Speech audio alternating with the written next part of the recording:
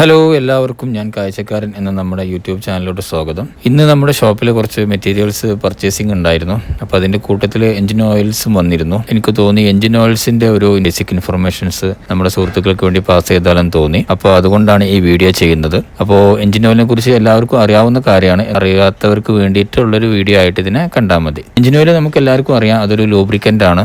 Lubricant എന്ന് വെച്ചാൽ നമ്മുടെ എഞ്ചിൻ്റെ അകത്ത് ഒരുപാട് മെറ്റൽ പാർട്സുകളുണ്ട്. അത് തമ്മിലുള്ള ഫ്രിക്ഷൻ കുറക്കാൻ വേണ്ടിയിട്ടാണ് നമ്മൾ സാധാരണയായിട്ട് എഞ്ചിൻ ഓയിൽ യൂസ് ചെയ്യുന്നത്. ഇത് കൂടാതെ തന്നെ എഞ്ചിൻ ഓയിലിന് വേറെ 2 ഫംഗ്ഷൻസ് ഉണ്ട്. അതായത് എഞ്ചിനുള്ളിലെ റസ്റ്റ്, ഡസ്റ്റ്, അതുപോലെ തന്നെ കാർബൺ ഡെപ്പോസിറ്റ്സ് ഒക്കെ ഓയിൽ ചേഞ്ച് ചെയ്യുന്ന സമയത്ത്, എഞ്ചിൻ ഓയിൽ ഡ്രെയിൻ ചെയ്യുന്ന സമയത്താണ് ഈ കാർബൺ ഡെപ്പോസിറ്റും റസ്റ്റും ഡസ്റ്റും എല്ലാം കൂടി പുറത്തേക്ക് വരുന്നത്. അപ്പോൾ ഒരു ക്ലീനിങ് ഫംഗ്ഷനും കൂടി എഞ്ചിൻ ഓയിലിനുണ്ട്. അതുകൂടാതെ തന്നെ എഞ്ചിനുള്ളിലെ മെറ്റൽ പാർട്സുകൾക്കിടയിൽ ഫ്രിക്ഷൻ കൂടുമ്പോൾ അവിടെ ഹീറ്റ് ജനറേറ്റ് ചെയ്യും. ഈ ഹീറ്റിനെ അബ്സോർബ് ചെയ്യുന്നതും എഞ്ചിൻ ഓയിലാണ്. അപ്പോൾ ഒരു കൂളിംഗ് ഫംഗ്ഷനും കൂടി എഞ്ചിൻ ഓയിലിനുണ്ട്. അപ്പോൾ ഇത്രയൊക്കെയാണ് എഞ്ചിൻ ഓയിലിൻ്റെ ഫംഗ്ഷൻസ്. അപ്പോൾ എഞ്ചിൻ ഓയിൽ ഇല്ലാതെ വാഹനം ഓടിക്കഴിഞ്ഞാൽ ഈ ഒരു 3 ഫംഗ്ഷൻസ് ആരും നടക്കില്ല. അതുകൊണ്ടാണ് ഈ എഞ്ചിൻ സ്റ്റക്ക് ആവുക, പിസ്റ്റൺ സ്റ്റക്ക് ആവുക എന്നൊക്കെ പറഞ്ഞ് കേട്ടിട്ടില്ലേ. ഈ ഒരു കാരണം കൊണ്ടാണ് അത് സംഭവിക്കുന്നത്.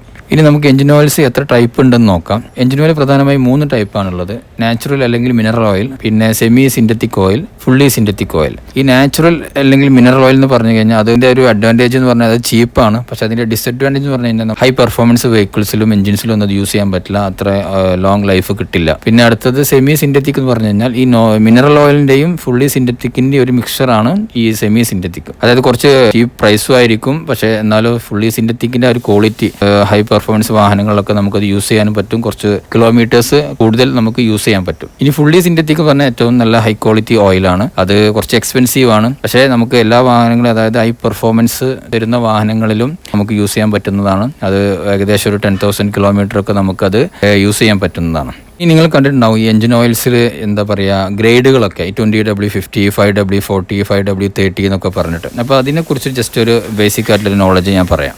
അപ്പോൾ ആ ഗ്രേഡുകൾ എന്താണെന്നുള്ളത് നമുക്ക് ജസ്റ്റ് ഒന്ന് നോക്കാം. അതിന് മുമ്പേ നമുക്ക് ഈ വിസ്കോസിറ്റി എന്ന് പറഞ്ഞൊരു സംഭവമുണ്ട്. ഈ വിസ്കോസിറ്റി എന്താണെന്നുള്ളതിൻ്റെ ആദ്യം ഒന്ന് നമുക്കൊരു ഐഡിയ ഉണ്ടാക്കാം. വിസ്കോസിറ്റി എന്ന് പറഞ്ഞാൽ റെസിസ്റ്റൻസ് ടു ഫ്ലോ എന്നാണ്. അതായത് നമുക്ക് ഒഴുക്കിനെതിരെയുള്ള ഒരു പ്രവണതയാണ് ഈ വിസ്കോസിറ്റി എന്ന് പറയുന്നത്.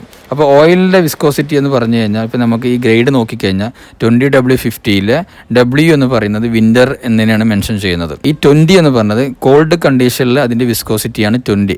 അതായത് വിസ്കോസിറ്റി കൂടിയ ഓയിലാണെന്നുണ്ടെങ്കിൽ അതിന് ഫ്ലോ ചെയ്യാനുള്ള കഴിവ് കുറവായിരിക്കും. വിസ്കോസിറ്റി കുറഞ്ഞ ഓയിലാണെന്നുണ്ടെങ്കിൽ അതിന് ഫ്ലോ ചെയ്യാനുള്ള കഴിവ് കൂടുതലായിരിക്കും. അത്ര മനസ്സിലാക്കിയാൽ മതി. അപ്പോൾ തണുത്ത കണ്ടീഷനിലുള്ള വിസ്കോസിറ്റിയെ സൂചിപ്പിക്കുന്നതാണ് ഈ 20W50 20യും. അതുപോലെ തന്നെ ഹൈ ടെമ്പറേച്ചറിലുള്ള വിസ്കോസിറ്റിനെ സൂചിപ്പിക്കുന്നതാണ് 50യും. ഓക്കെ, പിന്നെ അതുപോലെ തന്നെ നിങ്ങൾക്ക് അതിൽ കാണാൻ കഴിയും SL, SN എന്നൊക്കെ പറഞ്ഞിട്ട്. അപ്പോൾ ഈ എസ് എന്ന് പറഞ്ഞത് അത് പെട്രോൾ എഞ്ചിനിൽ യൂസ് ചെയ്യുന്ന ഓയിലിനെ മെൻഷൻ ചെയ്യുന്നതാണ് ഈ എസ് എന്നുള്ളത്. ഈ LN എന്നൊക്കെ പറഞ്ഞു കഴിഞ്ഞാൽ അതിൻ്റെ നമ്മുടെ ഓയിലിൻ്റെ പ്രൊഡക്ഷനെ ഇൻഡിക്കേറ്റ് ചെയ്യുന്ന ലെറ്റേഴ്സാണ് L അല്ലെങ്കിൽ N ഒക്കെ.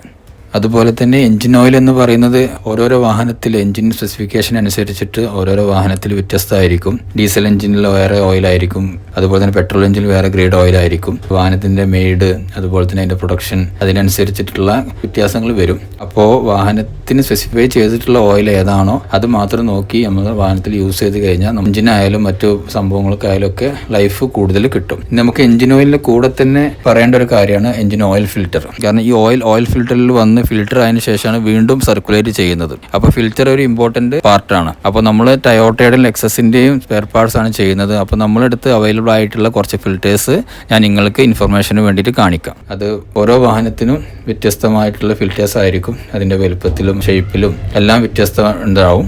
അതായത് അതുപോലെ തന്നെ നമ്മൾ Toyota coolant, Toyota break oil, അതുപോലെ തന്നെ Toyota ATF automatic transmission oil, അതൊക്കെ ഒന്ന് നമുക്ക് ജസ്റ്റ് ഒന്ന് കണ്ടിട്ട് വരാം.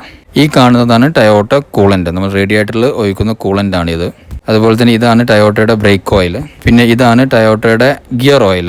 ഗിയർ ഓയിൽ ഒരുപാട് ടൈപ്പ് ഉണ്ട്. അത് വാഹനത്തിൻ്റെ മോഡൽ, അതുപോലെ തന്നെ അതിൻ്റെ ആ ഒരു ഗിയർ ട്രാൻസ്മിഷൻ, CVT, AMT എന്നൊക്കെ പറയുന്നത് കേട്ടിട്ടില്ല.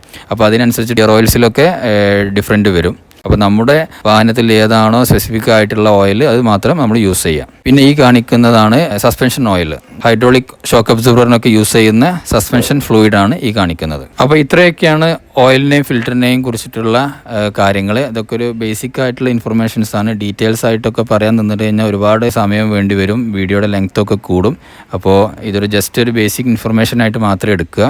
ഇനി ഇതുപോലുള്ള ഇൻഫോർമേറ്റീവ് ആയിട്ടുള്ള വീഡിയോകളായിട്ട് വീണ്ടും വരാം. എല്ലാവരും നമ്മുടെ ചാനൽ സപ്പോർട്ട് ചെയ്യുക, സബ്സ്ക്രൈബ് ചെയ്യുക. എല്ലാവർക്കും നല്ലൊരു ദിവസം നേരുന്നു. Thank you.